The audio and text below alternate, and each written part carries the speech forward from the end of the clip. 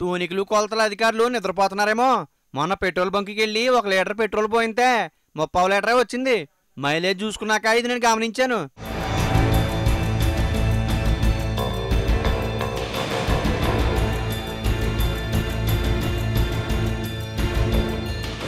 ఇలా అన్ని పెట్రోల్ బంకుల్లోనూ లీటర్ పెట్రోలు డీజిల్ పోయితే 30 లీటర్ మాత్రమే వస్తుందని వాహనదారులు అందరూ గగ్గోలు పెడుతున్నారు.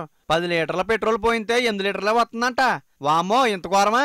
అసలు ఈ తూనికలు కొలతల శాఖ అధికారులు కూడా ముందుగానే ఈ పెట్రోల్ బంక్ ఓనర్లు కొనేహారని జనాలు అంటున్నారు.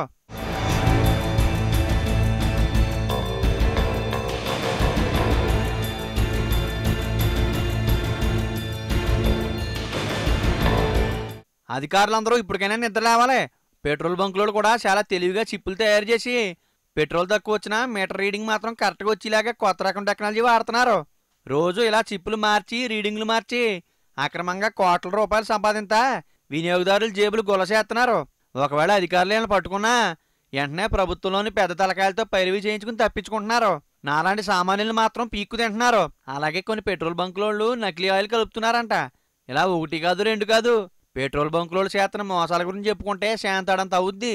ఎప్పటికైనా ప్రభుత్వాన్ని నిద్రలేసి ఇలాంటి మోసాన్ని అరికట్టాలని ప్రజల తరపున ఈ మల్లన్న కోరుతున్నాడు.